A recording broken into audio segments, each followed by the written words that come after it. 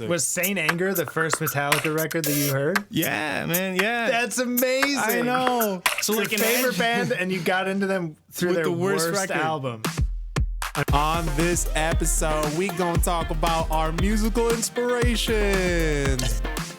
I grew up sort of like total contrarian little shit. Dude, hot dog chocolate covered water. I would listen to Elton John as a kid. Were the first songs that I was really interested in, like, how can you do two things at once? As we are packing up the van, literally have a heart attack right there, and he ends up dying on the staircase. Curious to see if this was big for some of the younger ones. TRL. There it is. Look at that. You can see that hunch. Hello, and welcome to the Crush Podcast. Today I am your host, Diano. Today I am joined by my fellow companions in the band Marina City, starting to my left with Mr. Ryan Argast. To the bottom of Mr. Ryan Argast is our drummer, Mr. Eric Somers-urrea. And to the right of Mr. Eric Somers-urrea is our Bulgarian shish kebab, Todor Brindjev. On this episode, we gonna talk about our musical inspirations. But before we do that, thank you for listening to my ASMR intro. But I'm currently wearing, as Ryan is, we are the only two that have our new merchandise. There we go. Oh, there it is. Look at that. You can see that hunch. I don't know. Baby. But yeah, we have some new merchandise. It's modeled after some songs we are releasing. I don't know when this is coming out, but Trust Fund Baby should be out, right? Yep. Yeah. So you should go listen to that, and then there's this song that the merch is based off of, which is something else. Yeah, Something we'll else. be talking about that in like a couple weeks. Next week. Yeah. Oh, yeah. Probably by the time you hear this. Yep. Yeah. But yeah. So today, our main focus of this episode is talking about our musical inspirations. Pretty much anyone and everyone who has wanted to make us pursue music the way that we have. And I don't know do I have any volunteers to start? Does anyone want to share first? Give it, host. Show All us right. what you got. Yeah. So I guess for me, one of my biggest musical inspirations growing up, just listening to music and not even knowing really the fundamentals, was Elton John. I would listen to Elton John as a kid, and he and his songs were the first songs that I was really interested in, like, how can you do two things at once? How can you play and sing? It wasn't until much later I learned that he wasn't the lyricist, right? He didn't like write the lyrics. No, he didn't write the lyrics. There was another lyricist, but it's the Yeah. same lyricist throughout his entire career. The whole career. And I was like, man, how do you play and sing? How do you play so well? Like, what is this? Do you just like go in a room and you just have a band? And like, that was one of the first artists that I listened to where I had a really deep fascination of how does this get created? You know, I'm hearing this as its final product, but like, how do I even do this? You know? So I would say for me, Elton John's a big one. I mean, Elton John is. I actually think it's sometimes even more impressive. He does this, and so does Patrick Stump. By someone else writes the lyrics, gives you the lyrics, and goes, now you have to write a melody and a song around it, and then he would just sit at the piano and just start singing the words there. I personally haven't been able to do that where you just give that to me, and I'm like, I could make a kind of a song, but having to rhyme and having to be the same melody, stuff like that, that's tough. To me, it's like I got to write the melody first before I start writing the lyrics. But he does that all the time, so it's really fascinating. Yeah, I like Elton John. We even listened to him in Bulgaria back in the day. Yeah, I think the first couple ones was like just like the big hits. It was Your Song. Your Song was the song that was always playing in my house, just over and over again when we're cleaning. And I was just like, man, that piano line was just like ingrained into my head, and was one of the first things I really wanted to learn. For vocals, I feel like I just listened to so many like great singers when I was growing up. I think a little bit of it has to deal with like my culture, that like we would listen to these just songbirds or like these powerhouse vocalists So I'd be listening to a lot of like, you know, Mariah Carey, Whitney Houston, like these big. Her name's Lea Salonga. She did she was the voice actress for Jasmine, the singing voice, and I'm pretty sure she sang Reflection in Mulan, and she's like super. She's like a pretty big name in like Broadway, Lea Salonga. Wasn't it Christina Aguilera who did Reflections? I mean, Or yeah, in different versions. Yeah, I mean, yeah. In Like different- yeah. it's like how Phil Collins did "You'll Be in My Heart" in Tarzan, and then they had the whatever people singing. Yeah, Filipino people. Yeah. But yeah, That's awesome. That was another pretty big musical inspiration for me. Did you guys all have, like, I know that none of our parents are really musically inclined so much, but did everyone listen to music? Like, were your parents listening to music a lot? Like, my parents listened to, I mean, I wouldn't necessarily call them my like musical inspiration, but I mean, obviously a lot of support and everything that they've given me. But I mean, music was always in the house, just like how you were kind of saying, our cleaning days. I mean, they were, my mom, if she had the stuff, would be disco, and if she had I don't know, I couldn't even say the iPod, whatever, the CD changer, then it would be disco and or vinyl. It would actually, we would listen to a lot of vinyl, disco, and like the Commodores and stuff like that. Kool and the Gang. My dad was the classic rock, disco sucks kind of guy, and he would have every classic rock record, heavy metal band at the time, heavy metal, hair metal at this point, what they would be called. And then eventually they got into the 90s where I remember three records that would be played all the time on cleaning days. Tracy Chapman's record, Hootie and the Blowfish, and John Bon Jovi's Greatest Hits. Those three would be the ones that would always play every Sunday for cleaning days for some reason. That makes a lot of sense. Oh, and Eagle Eye Cherry. You guys, save tonight. Oh my God. Come tomorrow. Yeah. I feel like you're the only one who knew the name of the band of that. Yeah, I didn't even know the name of the band. You sang the song, I was like, oh. There was a part where my parents, like, they evolved from the 80s thing to a lot of 90s alternative hits. Like, I don't know, would you call that college rock or whatever? When like Vertical Horizon, Sister Hazel, The buzz bands. Yeah. Third Eye Blind, the Spin Doctors, whatever. There was a Eve Six, Counting Crows, Eve Six. There was a time when they went from classic rock to is that what you call them? 90s alternative, but not Nirvana. I don't know. Like, I found Nirvana on my own, but what were your parents listening to? My parents, they were listening to, so, I mean, music was pretty big in terms of my family, especially on my mom's side, because it goes down quite a bit. Even to my great-grandmother, she was like an opera singer, and she was also a violin player. And then my grandma was a piano teacher for like over 55 years now. And then my mom played a little bit of piano. And, especially during the 90s, it was just all vinyl, everything. So, like, my mom's side of the family would just listen to a bunch of classical music, the Chopins and everything. And then on my dad's side, it was like rock. It was like AC/DC vinyls, Deep Purple tapes, White Snake tapes, stuff like that. And I remember one of my first songs I remember listening to was the Phil Collins song. I don't remember it. It wasn't the most famous one, but it was like da da da da da da. Something like that. I remember listening to that. I'm sure you a did lot. it justice. I just don't know it. Oh, yeah. No, if somebody knows the song, we'll definitely let us know, and then we'll compare, because that was a very good interpretation. But, self-proclaimed amazing interpretation. Yeah. And then another band that was in the 90s when I was still in Bulgaria was this Bulgarian band called BTR, which is like 3-letter like acronym for BTR. And I think it was some type of Russian tank. Like, that's what those 3 letters meant. That's intense, man. Yeah, but very good rock band. They have a bunch of ballads too, so it's kind of like a soft rock type band.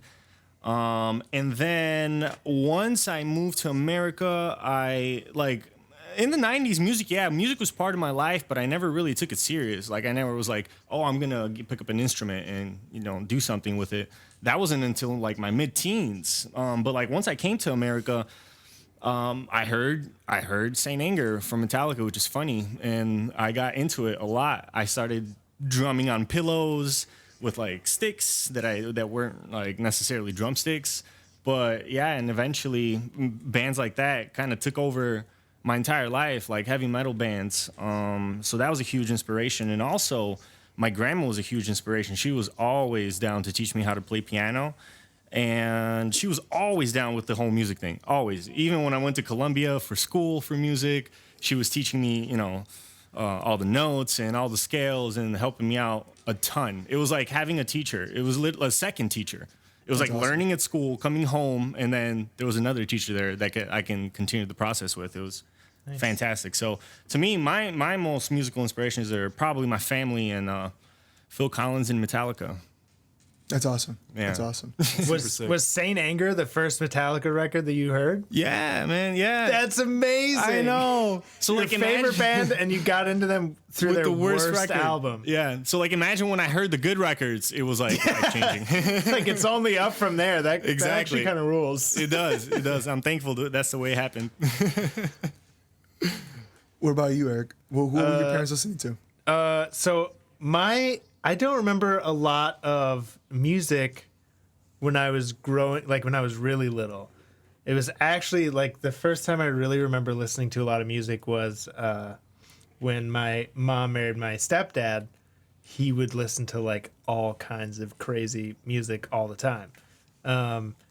Like he still does. He literally goes and looks for just weird band names back when they had, CDs at Best Buy or whatever, and he would just be like, all right, this band's called Porcupine Tree, getting that album. And just like literally going down. But like I remember listening to like a lot of like, I don't know, man, like Talking Heads, Devo, Depeche Mode was like huge when I was a kid. Listening to a lot of that, Nine Inch Nails, and we were talking about Shakira. My dad was really big into the rock and Espanol scene. So like, that's awesome. Like she would, before she came to America, she was like a kick-ass punk rock singer. So it was a lot of like her music. Just like I just got exposed to like an insane amount of music when I was like 7 and on, and it was all through my parents. What was and this is a question I wanted to ask, and like all those bands that I talked about with my parents, like I liked them, I listened to them, blah blah. But like my artist that I found that was like for me, that was like, all right, this is not my parents, this is me. Well, was NSYNC, but and I mean pretty obvious, right? Yeah. But then when I learned Michael Jackson, I mean it was like. It like changed everything for me. I was like, this is what I'm talking about. This is what I need. This is what I love. And and then my parents were like, oh, you like Michael Jackson? Okay. And they gave me the Thriller album. I think it was the 30-year anniversary, whatever record. And that was like my first record for my birthday, getting that. And I was like, let's go, And then eventually going into the Beatles and stuff like that. But my parents, they had a lot of music that I listened to, but when finding your own artist, which it sounds like Metallica was for Toter, and was Elton John for you, Matt? No. I was gonna bring up the part 2 of that question was. Oh, okay, sorry. What was the first musical artist that you found like for yourself? So like Toter would be, I would assume, Saint Anger, Metallica. Yeah. Mine was like totally different. I was like 12. I found out who Weird Al Yankovic was, and I was like, wow. I was like, wait, you can make a living off of doing somebody else's songs and just changing the words and making them funny. And I was like, this is amazing. And I remember I bought 2 records, and my first 2 records I bought for myself were City of Evil by Avenged Sevenfold, and then a Weird Al Yankovic record. Wow. Basically the same thing. Wow. Basically the same thing. And when I popped those two back to back in, I'd listen to the Weird Al Yankovic stuff because I was like, wow, this guy made it funny and made it like fun for me to listen to these pop songs. And then I would play the Avenged Sevenfold record, and I was like, wow, fuck pop music. I want to be a drummer and play metal music like this. And then that was like I was like 7th grade, maybe 6th, 7th grade. That shit was crazy. So yours was In Sync. Well, yeah, I mean, In Sync was I did all the Darren's dance grooves. I don't know if you guys remember those videos. Actually, Isn't I got that what for- Napoleon Dynamite used in the? I got those DVDs for Christmas from work. We did like a Secret Santa or like something, and someone gave it to me, and I jokingly put it on my list because they're gone. I got them downstairs. I haven't got a chance to use them since we haven't had live shows since then. But you guys are gonna be very, very excited to see the new moves that I got back from the early 2000s to late 90s. This just makes so much sense. Yeah, right now. but I got that, and then when I found out Michael Jackson, then I realized like this is what everyone's trying to do. They're trying to do Michael Jackson, and so I really dove deep into him, and then I found out I was like the first records that I actually bought on my own, like I had money for and like paid for. Everything else was like given to me, right? So Michael Jackson, stuff like that, super cool. But then when I started getting into the punk world, the first albums that I bought were American Idiot, Green Day. It was the All American Rejects record, the one that had all white the hits on it, with all the white one. Yeah. And then AC/DC Live, which is funny that those were the three that I got. And it's just crazy. I bounced back and forth through so many different genres. And then eventually at some point I bought Lil Jon and the East Side Boys when I got in my rap That's world. a good pickup. For a second. I actually had an NSYNC phase too. When I Did you? Yeah. What? Oh yeah. I still have my No Strings Attached album. It's still here in my house. You know what? We can be driving partners. Yeah, we can can be. do that. Yeah, you hell can yeah. be the driver. I grew up sort of like a total contrarian little shit. But I had little sisters that were like huge NSYNC fans, so I was like, nope, I don't think I'm gonna go this route. But I will say, and I think Ryan is gonna lose his mind. Oh boy. So the first CD I owned, it was like Christmas, and I was getting like a boombox for Christmas, my first boombox, and I had asked my parents for Hanson. Savage Garden. Oh yeah. I wanna But lay my with parents, you on the mountain. yeah, that's the one. I don't know, and I was like a kid, and that's like what everyone was listening to. But my parents, being the awesome parents that they were like, no, we're gonna give you this CD because we will not allow Savage Garden to be the first CD you ever owned. And so my first CD I ever owned was Bruce Springsteen's Greatest Hits. Oh yeah, that's actually another you record. go. It saved my life. That's actually another record that used to play a lot on the weekends. My parents, the Greatest Hits, and Bryan Adams. My dad was a big Bryan Adams fan. Okay, I see. Another Greatest Hits one. But yeah, dude, Bruce Springsteen, that Greatest Hits record is so good. Perfecto. Yeah. Just I was reminded me. definitely. Oh, yeah. I had a fucking Greatest Hits Aerosmith record that I went through like a huge phase. Oh yeah, Aerosmith. dude. Yeah. How did We I had that forget too. Was it about the 2 Aerosmith? CD one? It was the with the star Yeah. on it, with the A in star the in it, middle, and it was like blue and red would be the one. Yeah, dude. exactly that one. Yep, That's a great Greatest Hits too. My Very parents good. were really big into that, and it's kind of. I think it actually screwed me up because my parents listened to a lot of Greatest Hits records, and so I thought, like when people were like, "Oh, what's your favorite record by?" When I was like big into Bon Jovi or Aerosmith or Bruce Springsteen or AC/DC, I would just say, "Well, these records," and then it wasn't until later when I realized that these weren't all on the same record. I was Right. like, That's kind of a disappointment when you first It find is, out. yeah. I was like, every song is an amazing song. How is it this? changes the game when you realize it. You're It like, does. oh, It shit. does. Yeah, my parents would buy these like compilation CDs back in the day because The they Now. wanted- yeah, they were kind of like that, but like even I don't even know if they were just these weird compilation CDs. And I remember one of my favorite songs was Lenny Kravitz, Which one? Fly Away by Lenny Kravitz. And I was like, man, this song is awesome. Like, You can still hear it on 101 WKQX anytime that you tune in at some point in the So hour. true. yep. That's definitely true. But Dude, Lenny Kravitz is cool. Like that's He is cool. like when you Very think cool. like when I think of definition of cool, Yes. it's Lenny Kravitz, man. That would to be I didn't that even guy. know what he looked like. When I was a kid, I was like, man, this guy sounds so cool. And then Yeah. later on, when like they're like, yo, you know that's Lenny Kravitz in like what, the Hunger Games movies when they came out? I was like, that's Lenny Kravitz? I was like, no, that's not fair. Like, that's the guy. Like He's also like he's one of those like vampire dudes. He's looked the same Yeah. Oh, yeah. for 30 years. Yep. Oh wait, actually this reminds me. Huge impact of musical influence.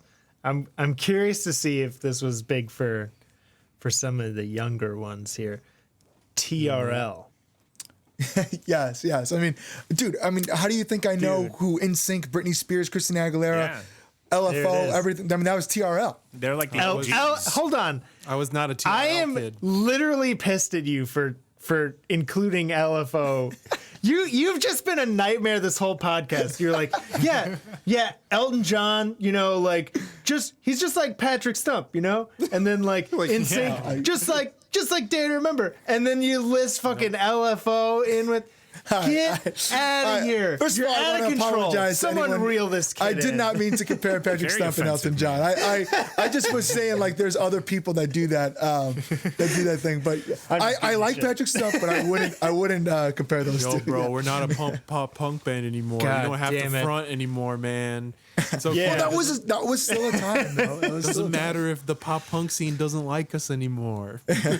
Dude, like Machine Gun Kelly, the greatest artist of our generation. I don't want to hear it. I don't want to hear it. When I got into pop punk when I was like 15, we'll fast forward a little bit, I feel like my inspirations there were still vocal driven, Yeah. but it was like supplemented with this weird instrumentation that I've never heard before.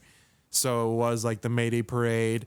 For me, it was Go Radio. Like when Ryan put me onto this band from Florida called Go Radio, and it was like they're one of the original vocalists from this band Mayday Parade, and like I was just obsessed with this guy's voice. I was like, this guy's voice is different. It's cool. He sings really well. I wanted to sing like him. I wanted to write like him. And then every other pop punk band that I found after that, I really had to trick myself into liking it because I liked the vocalist, and I didn't even know. Like half the bands that I enjoyed was because of an interesting vocal. Yeah, gospel youth. No, Fireworks is what I was going to say. Fireworks, and then Youth Fountain. Those are a couple of different artists that also have some really interesting vocalists. I mean, I got into like, and then it was weird that I got into the Wonder Years, but I felt like the Wonder Years. Then everyone wanted to be the Wonder Years. Like I liked the Wonder Years. I just didn't really like to hear like the Aldi brand Wonder Years of everyone. It's like, okay, you know what I mean? But yeah, I mean, I don't think really any of us truly listened to pop punk when we were in that scene. I mean, I never went through a pop punk phase really, but like, I didn't think either. Pierce the Veil is badass. Yeah, but yeah, we were listening to Pierce the Veil, Sleeping with Sirens, Day to Remember, and it was like, all right, well, that's punk though. and it's feel not. like All right, everyone hated that. pop Yeah. punk. I feel like Toter and I went a different direction. Like I remember when I was a kid, like to answer the question earlier, I guess I would say Offspring was the first band that I like discovered on my own. Yeah, Offspring is dope. I like them. But Offspring is it's dope. weird that like I think I jumped from Offspring to Linkin Park and then went new metal. Yeah, And I feel like is that what you did too, Toter? Did you do Yeah, new metal instead of pop punk? yeah, totally, 100%. And it's funny you say Linkin Park because the Hybrid Theory was one of those records, just like No Strings Attached. You know what I mean? For me, it was Totally. Yeah, it was just one of those. Blew my Theory, yeah. mind. Yeah. Hybrid Theory changed everything for It me. really too, did. for sure. It really did. I went into a huge Linkin Park phase. I mean, Yeah. it was awesome. Actually, I would tell people that my favorite band was Linkin Park, even though my favorite band was NSYNC at the time. But I didn't want to get beat up at the playground anymore, so I would tell people that it was Linkin poser. Park. But Well, then my actual favorite band was Linkin Park. and then I so- actually got into Linkin Park. I was like, wait a minute, like this is Yeah. actually really cool. Yeah, I don't have to pretend anymore. Yeah, I actually like this. I dipped my feet in that genre a little bit too with Limp Bizkit. dude. Hot dog chocolate covered water, whatever the heck that album Chocolate was. starfish and the And a hot dog flavored water. Yeah, that's what it was. Yeah. Also one of my favorite bands. Hell yeah. Well, at the time, I should, Oh yeah, Dude, hell Limp yeah. Bizkit was Or wait, sick. never mind. I I got the band, hell yeah. Yeah. I was like, Yeah. really interesting. Some shout outs, some little stories of people that that weren't famous musicians that inspired you. So I had there's two people. Well, my dad actually learned how to play guitar by himself, and he always would say, I learned how to play guitar by myself because and whatever, and you have lessons. So he inspired me to kind of like work hard at my piano lessons when I was a kid. And then one of my first piano teachers, who actually came and saw us the last time we played in Nashville, he like came out and saw us. It was for I think that was the Wildlife tour or something. When we pretty sure did it with was. Wildlife and Fangs, the Yeah. headliner. Yeah. Yeah. I'm pretty sure it was our headliner at Rocketown. And he was just like super cool. I just remember wanting to go to lessons every week. He would like let me talk about random stuff, and like a lot of the time he would just like get me to creatively practice when I was a kid. And then we ended up just keeping in touch. We reconnected on Facebook like maybe like 10 years afterwards. And then we've been in touch ever since, and like he's always like, yeah, just continue to do it, like always chase it. And he was just one of those guys I was just like, yeah, man, like I can't believe that he showed me what I know, and he's still like, you know, just supporting me and like being like, yeah, go chase it. That's awesome. Yeah. How about you guys? Well, for me, like I mentioned earlier, you know, my grandma definitely, my dad 100%. My dad was the one who got me my first instruments, which was my electrical drums, like a Roland electrical. Like I lived in an apartment, so I couldn't have an acoustic set. And then he also got me my first guitar, which is a Fender Squier. I still have it here. So he definitely was the one that kind of made everything happen. Also, my grandma, she like I said, she's always been an inspiration in my life when it comes to music. My guitar teacher in college, so I was self-taught until college. I decided to do private lessons over there, and he also pushed me. I think my friends, like growing up, we were all in the metal scene, and we were all playing some type of instrument, whether it was guitar or drums or bass or anything like that. And it got kind of competitive. I wanted to learn new shit. You know, I always wanted to be better than, you know, my friends and stuff like that. And of course, you guys always, even now, like ever since I met you guys always inspire me to be a better musician. So I think for the non-famous people, that would be my inspiration. We are famous. What are you talking about? My mom listens to us all the time. Yeah, right. my mom says we're famous. Well, that was very sweet. Toast. Yeah. What about I'm just you? buttering y'all up so I can host next week. Thank you for buttering my biscuits, my man. You deserved it. You deserve it next week. No, I think my family they're all very creative people. My parents are both writers, but I think like one of the biggest inspirations for me was my grandpa, who is like an incredible artist and painter. And sort of what I was talking about last time was before I played music, I drew a lot and did a lot of visual art. And then, and he was like a huge inspiration for that for me. And then once I started like realizing that music came a little bit more natural to me, like I feel like that artistic ability somehow just transferred over. Like my brain was just like, boop, okay, like this makes sense. This makes sense. I get it. I know what you're talking about. Yeah. Yeah. So like Very I would say like even though no one in my family played music, like my grandpa was a big influence for me.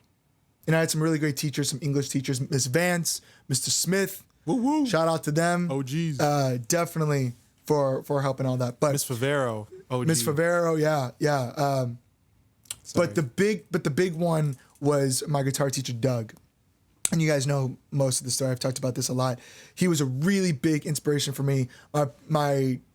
We had a guitar place that was like run down, super dusty, had these two German shepherds that were always walking around and stuff like that. And in the middle of the store, I would get taught while sometimes he would sell guitar strings or different instruments to people. And he was such a mean person. This dude was like 60 years old, big, fat dude, greased hair back, and he was so mean. He would call me pickle dick, and I was like literally 7 to like 13 years old. He would say I was a shithead. I sucked, all these different things. And why is inspired is that he would use this reverse psychology on me all the time. That'd be like, well, if you don't practice, you fucking suck. What are you doing? Get your life together, blah, blah, blah. And I remember I had this one guitar friend that was way better at guitar than I was. And he would shit on me all the time for being better at guitar. And so I wanted to quit music because I was like, man, my friend, he makes fun of me all the time. He has all this like gang of friends at school that is like always wants me to quit music and says that I suck. So I'm just done. And I show up to practice and I tell Doug, my parents told me, well, you have to tell Doug that you're done. So I was like, oh, okay. So I go to practice and I'm sit down and I'm about to tell Doug that I'm done doing music.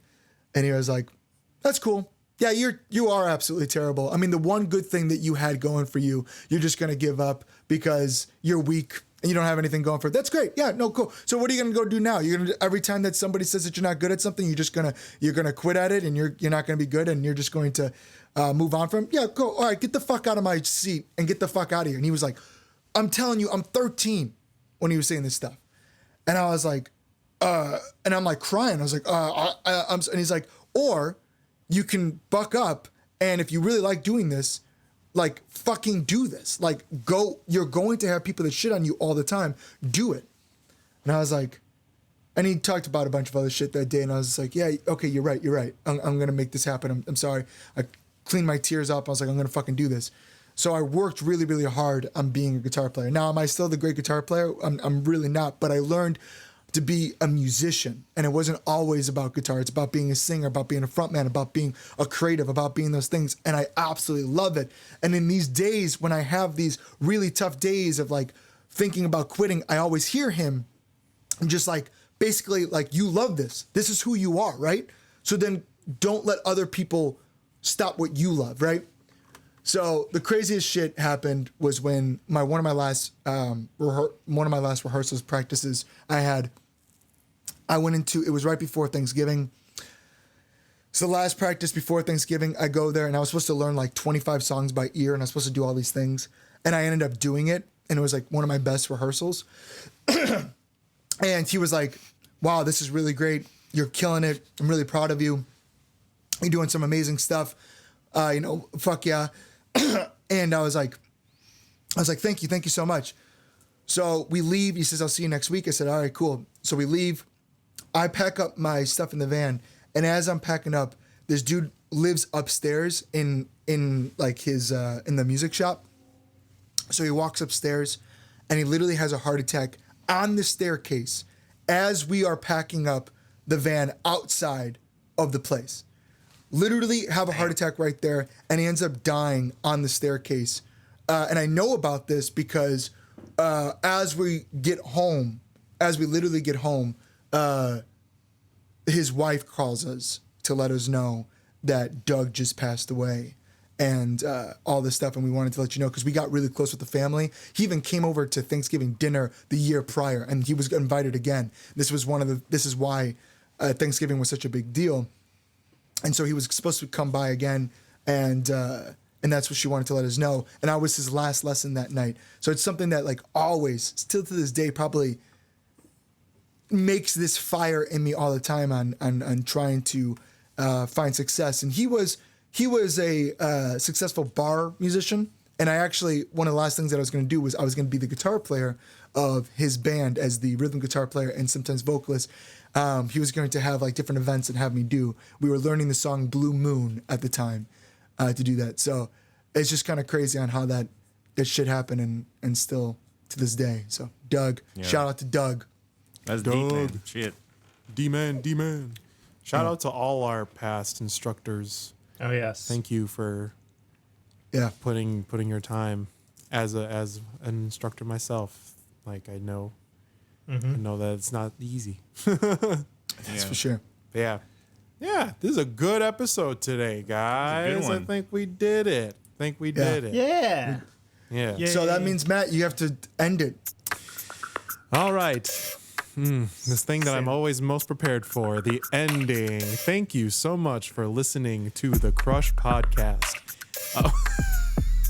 What are you doing? If you are interested in reaching out to us, you can text us at, I can't see, 815 406 406 6209. 6209. Yeah.